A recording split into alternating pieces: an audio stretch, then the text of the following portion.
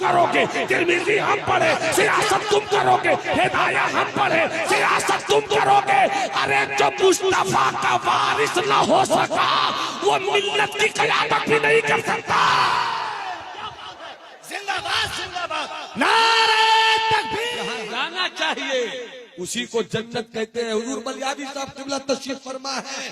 ये दुनिया है क्या? क्या बात, वाह वाह वाह। ये दुनिया है क्या जिसकी लालच और जिसकी ललक में सब दीवाने भागते फिर रहे हो? दुनिया की हकीकत 2 मिनट में सुन लो।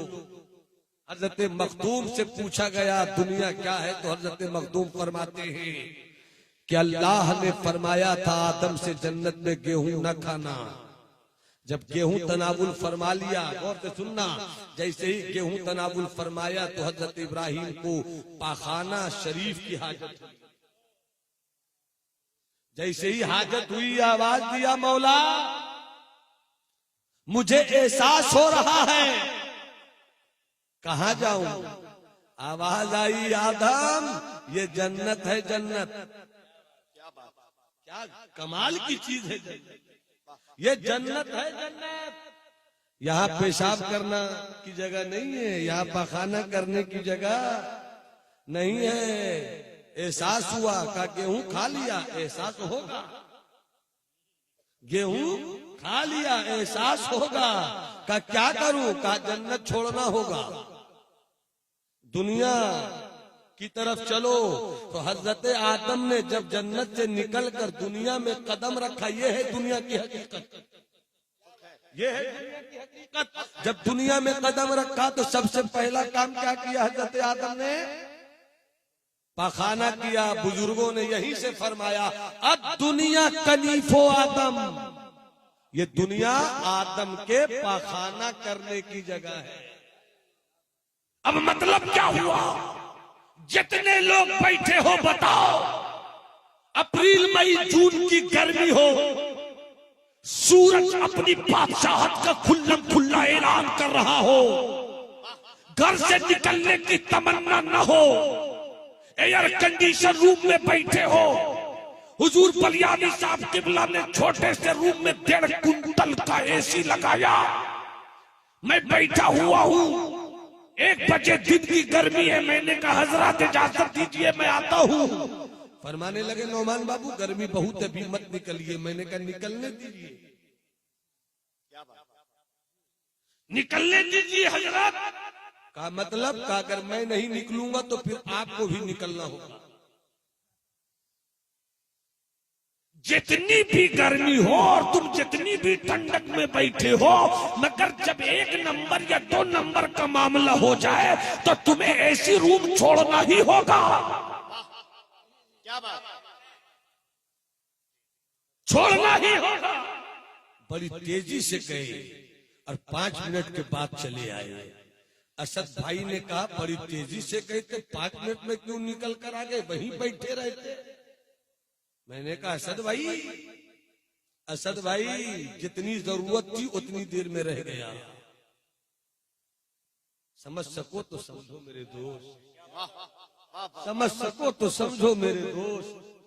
जितनी देर बाथरूम में बैठने की चाहत थी और जितनी देर बैठना चाहिए था उतनी देर में बैठ गया। अब मेरे लिए वो जगह बैठने की नहीं, फिर निकलूंगा एयर कंडीशन रूम में पहुंचूंगा। क्या बात है, अमा जन्नत से आए हो तुम। क्या खूब। क्या हो रहा भाई?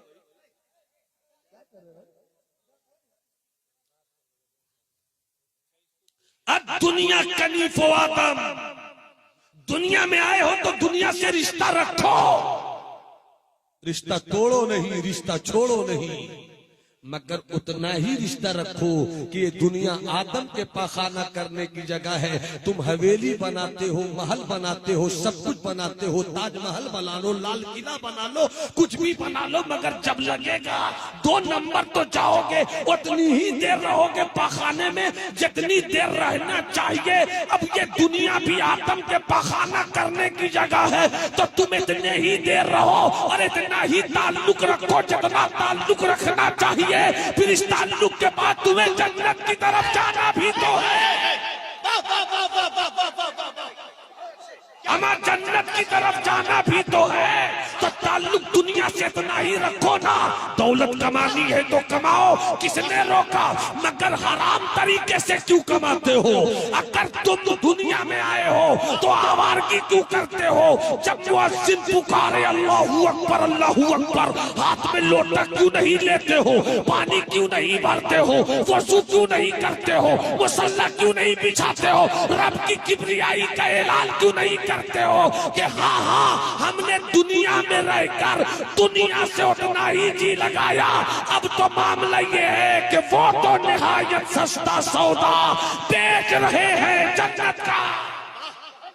क्या बात है, जिंदाबाद जिंदाबाद, वाह वाह वाह वाह वाह। ये मेरे दोस्त, बहुत खूब। हम जहां आए हैं वो दुनिया है, जहां जाना चाहिए वो जन्नत है, और जहां जाने का अमल है वो जहन्नम है। 5 मिनट में वो वाकया, हजरत इब्राहिम इब्ने अदहम बादशाह थे, मगर विलायत की राह में सफर किया, इतने बड़े अल्लाह के वली हो गए, कभी पलट कर बादशाहत की तरफ नहीं देखा। आज जब घर से हुजूर बलिया जब घर से हजरत सैयदना इब्राहिम इब्ने अदहम रात के 12 बजे बादशाहत को ठोकरों से उड़ाकर निकले जंगल की तरफ, घर कभी नहीं लौटे, मगर जब निकले तो उनकी बीवी के शिकम में उनकी एक अमानत पल रही। कुछ ही दिन के बाद बेटा पैदा हुआ, बेटा जवान हो गया, बादशाह हो गया, शादी हो गई। माँ ने कहा बेटे सब तो हो ही चुका, हज भी कर लो, हज भी कर लो। जब बादशाह हज कर रहा था और जब तवाफे काबा में मसरूफ था, किसी ने आवाज दिया, ओ हज करने वालों, मुबारक हो, इस साल हज करने वालों में रूए जमीन के चंद बड़े वलियों में एक बहुत बड़े वली हजरत इब्राहिम इब्ने अदहम भी तशरीफ लाए हुए। हजरत सैयदना इब्राहिम इब्ने अदहम भी तशरीफ लाए हुए। सबने सुना तो सुना, मगर बेटे ने जब सुना, क्या बात, बेटे ने जब सुना, पैदा हुए बाप को नहीं देखा, जवान हुए बाप को नहीं देखा, बादशाह हुए बाप को नहीं देखा, शादी हुई बाप को नहीं देखा, जैसी सुना अब्बा का नाम, तवाफे काबा मुकम्मल किया, किसी से पूछने लगे किधर है, किधर है, किधर है?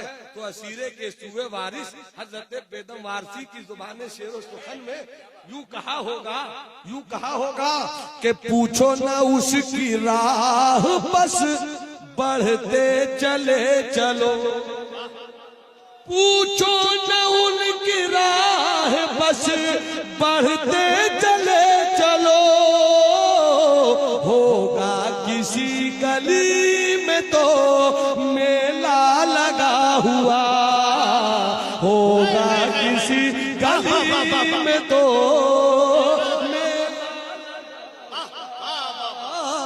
होगा किसी गली में मेला लगा हुआ।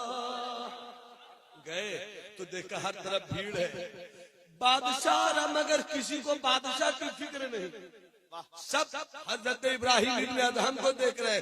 बादशाह पहुंचे और अपनी एड़ियों के बल यूं करके अपने अब्बा का चेहरा देखने लगे। बेटे की नजर बाप पे पड़ी, बाप की नजर बेटे पे पड़ी। कहा अरे रास्ता दे दो, रास्ता दे दो।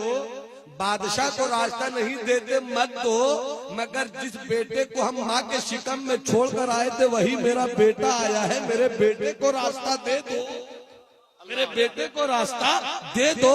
जैसे ही बाप बेटे की नजर पड़ी, पेदराना शफकत, शफकते पेदरी, जज्बे पेशरी आपस में गले मिले, दोनों की आंखों में आंसू। कुछ दिन साथ रहे, बस 3-4 मिनट की गुफ्तगू और कुछ दिन साथ रहे। एक दिन बाप ने कहा सल्तनत भी संभालनी चाहिए। हजरत मखदूम शेख शमसुद्दीन यहिया मुनव्वरी अपनी किताब में लिखते हैं कि सब सूफिये बन जाएगा तो मुल्क कौन चलाएगा? क्या बात, वाह वाह वाह वाह। सब सूफी बन जाएगा तो तिजारत कौन करेगा? इसलिए ताजिरों तिजारत में अच्छे रहो,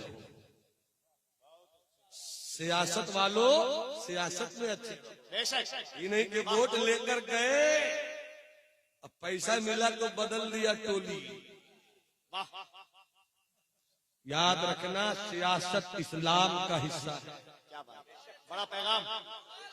वाह जिस कौम का रहनुमा नहीं होता, उम्दा पैगाम। हम एक बकरियों का रेवड़ देख लो, अगर चरवाहा उसका ना हो तो बकरियां जिसके खेत में चाहे कूद जाए और जो चाहे उसको अपना शिकार बना ले, मगर एक चरवाहा जब रहता है तो बकरियों के रेवड़ को संभालता रहता है। अमर जब बकरियों के रेवड़ को एक रहनुमा की जरूरत है तो बोल तुझे कायद की जरूरत है कि नहीं?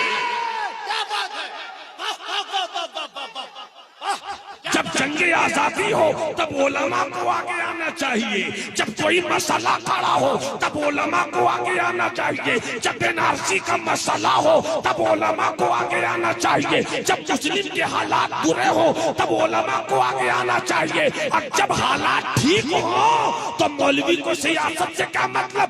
बंद करो अपनी जुबान। बुखारी हम पढ़े, सियासत तुम करोगे, मुस्लिम हम पढ़े, सियासत तुम करोगे, तिरमिज़ी हम पढ़े, सियासत तुम करोगे, हिदाया हम पढ़े, सियासत तुम करोगे। अरे जो मुस्तफा का वारिस न हो सका वो मिल्लत की क़यादत भी नहीं कर सकता। जिंदाबाद जिंदाबाद। नारे तकबीर, नारे रिसालत। वाह वाह वाह वाह वाह वाह। याद रखना, मैं हुजूर गाज़ी मिल्लत अल्लामा गुलाम रसूल फलियावी साहब की चमचागिरी नहीं करता, मगर मैं ये फख्र से कहता हूँ कि ये मेरे गार्जियन है, ये मेरे गार्जियन है। क्लियर कर लो, आवाज फैला दो। अगर 10 सुन रहे हो तो अपने 10 साथियों को सुना दो कि 1947 से अब तक हमने लीडर बहुत पैदा किया, मगर मुसलमानों का रहनुमा पैदा नहीं किया है। आ गया है वक्त, आ गया है वक्त कि अपनी कौम के बेटों के भविष्य को उज्जवल करने के लिए जिससे भी लड़ाइयां लेनी हो लेंगे, मगर खासिए मिल्लत अल्लामा गुलाम रसूल फलियावी की क़यादत में तहरीक बेदारी कॉन्फ्रेंस के मंच से अपनी कौम के बेटों को जगा कर रहेंगे, उसको उसका हक दिला कर रहेंगे, उसके हौसलों में रूह फूंक